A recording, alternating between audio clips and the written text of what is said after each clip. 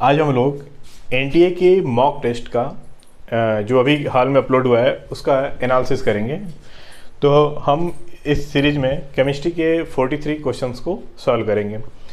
First question chemistry का जो पूछा गया है एनटीए की वेबसाइट पे वो दिया है heating of phenyl methyl ether with HI produces.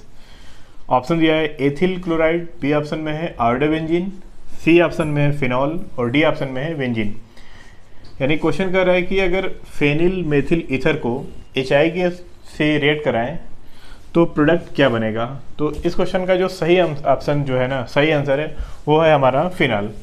अब इसका हम सोल्यूशन देखते हैं। अब हमारे क्वेश्चन का सोल्यूशन देखते हैं। ये हमने ले लिया बेंजीन के ऊपर OCH3 लगा दिया, यानी कि हो गया मेथिल फेनिल ईथर, और इसका रिएक्शन कराने जा रहे हैं HI के साथ हीट करेंगे। तो हम जानते हैं कि जो HI है उसमें H+ आयन होगा। H+ आयन पे जो ये ईथर है का ऑक्सीजन अटैक करता है तो ये हो जाएगा OH पॉजिटिव में कन्वर्ट होगा और एक इंटरमीडिएट बन जाता है जिसको हम बोलते हैं ऑक्सोनियम आयन। जब ये ऑक्सीजन H+ पे अटैक करेगा HI की H+ पे तो उसके साथ बॉन्ड बना लेगा, तो OH हो गया और ऑक्सीजन के ऊपर आ गया पॉजिटिव चार्ज, और ये जो एक इंटरमीडिएट बना है इसको हम बोलते हैं ऑक्सोनियम आयन। अब ऑक्सोनियम आयन को आपको ध्यान देना है कि अगर ऑक्सोनियम आयन से कोई मोर स्टेबल कार्बोटाइन जनरेट हो सकता है अगर, तो रिएक्शन SN1 को फेवर करेगी। लेकिन अगर कोई मोर स्टेबल कार्बोटाइन जनरेट नहीं हो पा रहा है तो रिएक्शन SN2 को फेवर करेगी।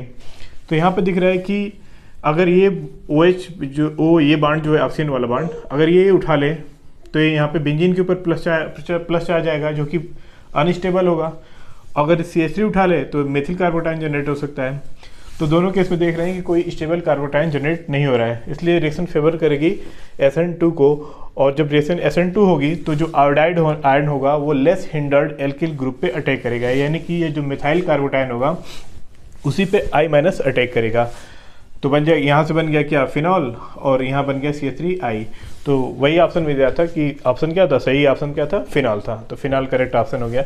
बस आपको ध्यान देना होता है यही कि अगर जब भी ऑक्सोनियम आयन इंटरमीडिएट बनेगा तो देखना है कि अगर कोई ज़्यादा स्टेबल कार्बोकेटाइन जनरेट हो रहा हो, जैसे बेंजाइलिक कार्बोटाइन हो गया, तो उस केस में रिएक्शन SN1 को फेवर करेगी और बेंजाइलिक कार्बोटाइन पे I- का अटैक होता है। लेकिन अगर कोई स्टेबल कार्बोटाइन जनरेट नहीं हो पा रहा है तो उस केस में रिएक्शन जो होती है SN2 को फेवर करती है, और जो I- होता है ना वो लेस हिंडर्ड यानी कि सबसे छोटे साइज वाले एल्किल समूह पे अटैक करके प्रोडक्ट बनाता है। इसलिए यहाँ पे प्रोडक्ट एल्कोहल बन गया और मेथिल आयोडाइड बना है।